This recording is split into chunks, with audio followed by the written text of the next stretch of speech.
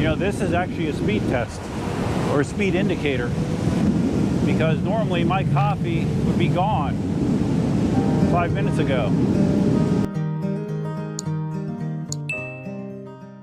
Hey there, Duff here. We're going to Dunkin Donuts bright and early. Happy Labor Day, everybody. What better way to start off your Labor Day than to ride a veteran Sherman to Dunkin Donuts. Yes, no 360 camera today. We're on the standard GoPro 7. Sorry guys. But we do have the long selfie stick, the 8-foot selfie stick, so maybe that'll make some of you feel better. I do have my Garmin watch today for real-time speed tracking, and I just compared it with the on-screen display on the Sherman, and they seem to be pretty close. So it looks like the speedometer, built-in speedometer on the Sherman is pretty accurate, which is nice. I also have darkness spot running in my pocket just to track the vitals from the ride. I say this often, but I expect this to truly be the fastest out and back to Dunkin Donuts that I've ever had. I don't see why that would not be the case based on my ride last night, where it just is incredibly easy to get the Sherman over 30 miles an hour.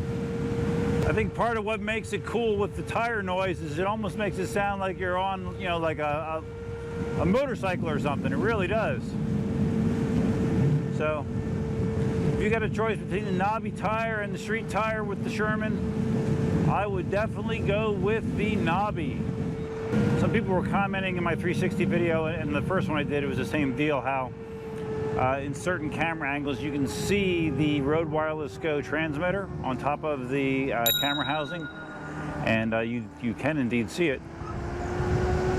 Someone did turn me on to on Thingiverse. They have a bunch of 3D printable models that allow me to mount the transmitter vertically instead of horizontally. So if it works as it should, that should actually make it disappear from the 360 video. So I'm printing one right now, and we will try it in the future.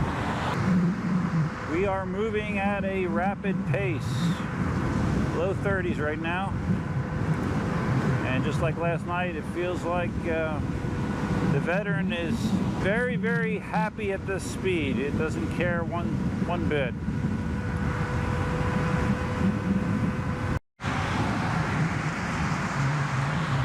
This is my perspective. If I owned a Sherman, I don't know how many of you saw the video that Brian from Zoom, also known as Zoom Wheels, put out there. I guess he's selling a seat for the Sherman, which mounts on the roll bars. It's just a snap-on fit, but it seems like a super substantial seat, nice and high, handmade. Not sure what he sells it for, but if I owned a Sherman, I would definitely be looking at something along those lines. I know Veteran was releasing their own seat for the Sherman, but to be quite honest, the Zoom Wheels version kind of looked nicer to me. So we'll have to see how today goes. I have, as always, of course, I have chores around the house that I want to get knocked out. But it'd be cool if I could throw this in the charger and maybe go ride out to Ave Maria, you know, do my version of a range test. See how the Sherman does in that situation with, you know, controlled speed, and see what kind of battery numbers we come up with. But I guess we'll see how the day goes. And also, of course, you always have to be ready for rain. And I'm much less willing to ride in rain nowadays for some reason or another. Maybe you can figure it out. All right, we're off of Mockley Road for a little bit.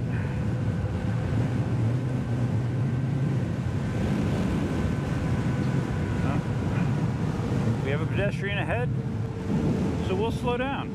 That's what you should do.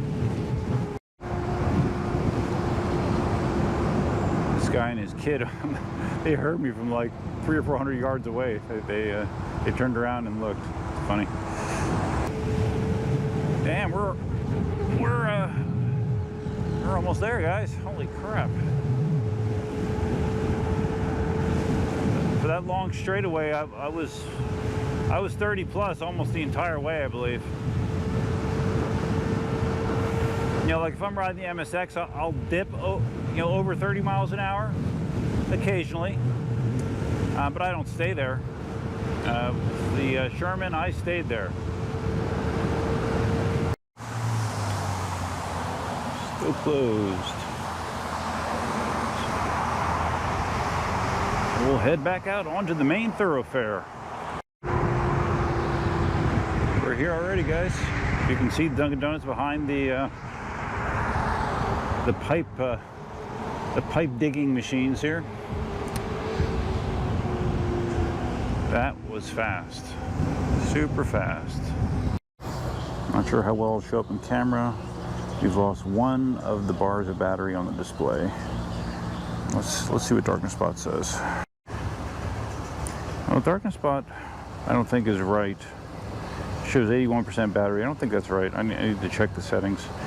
Said the max speed I went though was 36.5 miles an hour. That's no joke. Okay. Really is a bit of a pain in the ass to go to Dunkin Donuts right now with this path closed, because I got to jump over on the far side of the road to go back. There's no bike lane. And luckily I have cars here to trigger the light. Screw it, I'm just staying out here. We'll just do it quickly, right? Just do it quickly. These painted lines, they're not really painted, they're plastic, are ridiculous. I swear to God, it's like I'm hitting little speed bumps. It's insane how thick those things are. So wow, yeah, so far, I'm just editing the video now, I just said it again. How many times I've said wow in my time riding the Sherman? Just, you know, over these couple days. Yeah, there's a lot of wows going on, just because, you know, obviously the Sherman is not a pretty wheel. It's very unconventional. You know, when I contrast this to the V11, it's like night and day. At least from the appearance perspective. When it comes to riding an EUC, the most important part is the actual riding, right? How do you feel when you're riding it? Is it comfortable? Is it powerful? Does it have the range that you want? So far, the Sherman does all those things. So, you know, I don't expect to have any mind-blowing insights on top of all the other reviewers that have already talked about this wheel. You know, there's probably hundreds of Sherman videos out there at this point, but I'm just going to give you my feedback, and so far my feedback is all quite good. Dunkin Donuts coffee today is quite good as well. Foot pedals feel fine on my size 13s. I know there's been some issue with people clipping the pedals, doing sharp maneuvers, maybe because of their length, and also because of the pedal dipping issue that I guess they had with the original firmware, which supposedly is lessened now. But as far as foot comfort goes, yeah, I'm good to go. Actually, my feet don't hurt too much yet. I'm sure they will by the end of the ride, but right now we're still doing good.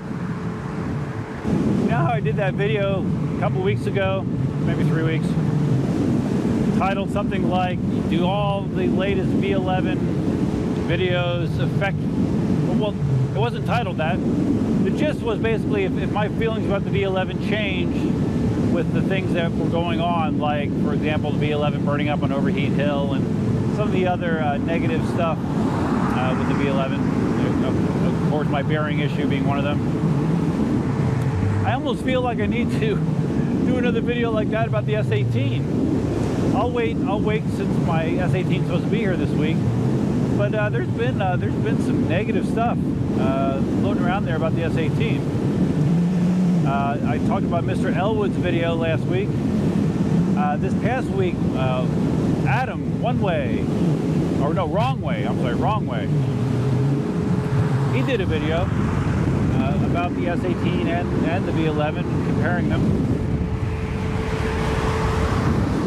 And he was pretty negative about the S18. I would say his biggest gripe was the battery configuration.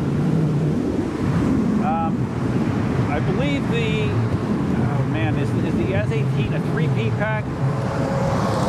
Basically, he had very negative experiences with battery sag.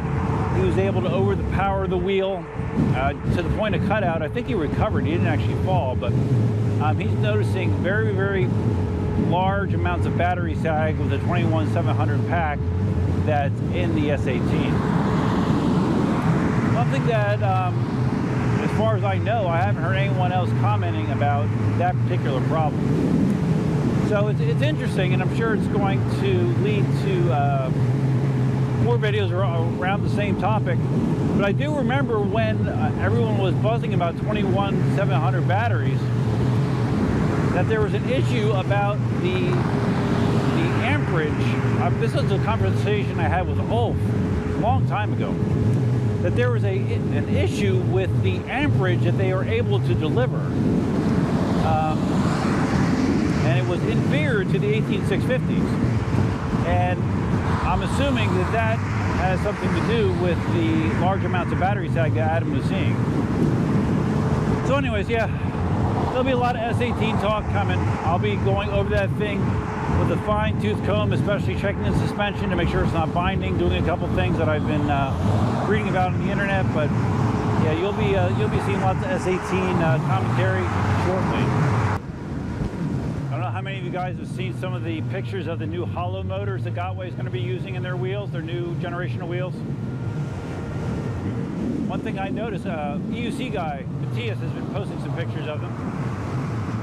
One thing that sticks out to me, because I'm very sensitive to the subject now, is it sure looks like the hollow motors in those Gotway wheels are using the same Z-style bearing that was in the first batch V11s. I'm very curious to see if they will run into similar issues as I did if they're exposed to water. And for those of you that are not familiar, a Z-style bearing means that they are dust-proof. They have a metal cap over the bearings. They're supposed to be dust-proof, not really waterproof. And as a result of the issue I had with bearing noise on my V11, well, partly due to that, Inmotion now is putting RS-style bearings in their hollow motor V11s, which are rubber seal, which are supposed to be more water tolerant. So yeah, curious to see if Gotway has any issues with that decision. And also, just to be fair, I wanted to mention that when Adam did one of his rides in the V11, he got stuck in a tremendous thunderstorm like I did. And there was even a B-roll scene with him riding the V11 through, I don't know if it was the edge of a stream or what it was, but it was a huge area of standing water that he rode the V11 through. And I specifically asked him, hey, have you had any issues with bearing noise? Because he has a first batch production V11, which would still have the Z-style bearing. I asked him if he had any subsequent bearing noise, and he said he has not. So, you know, who knows, guys? Who knows? Maybe I was just unlucky. Just for reference sake, veteran Sherman, not a hollow motor. Does not affect this level of awesomeness, though. We're basically at the end of the ride, and we're still trucking 30 miles an hour. Still not a care in the world. You know, this is actually a speed test, or a speed indicator, because normally my coffee would be gone 5 minutes ago. I'm almost home, and I still got coffee. Kind of crazy. Hello? Hello? I hired a car cleaning service. She does good work. Hello? Oh, hi. Yeah, don't put me up though. Glad you're back. Yay. Yeah. All right, so let's just do a quick look here at darkness spot. Make sure we're in frame. All right. Yeah, I definitely have to look at this because this says the battery's at 67%.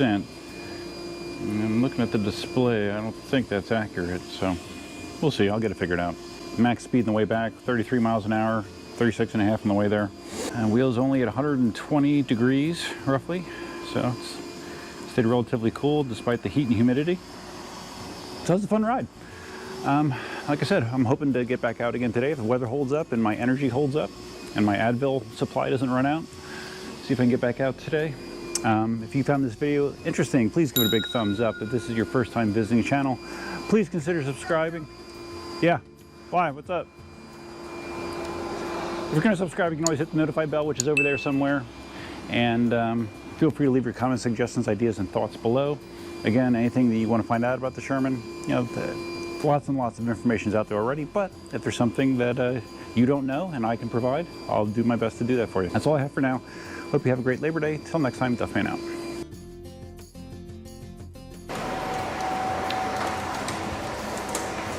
Got a Sherman? You might want one of these. Maybe. EUCArmy.com.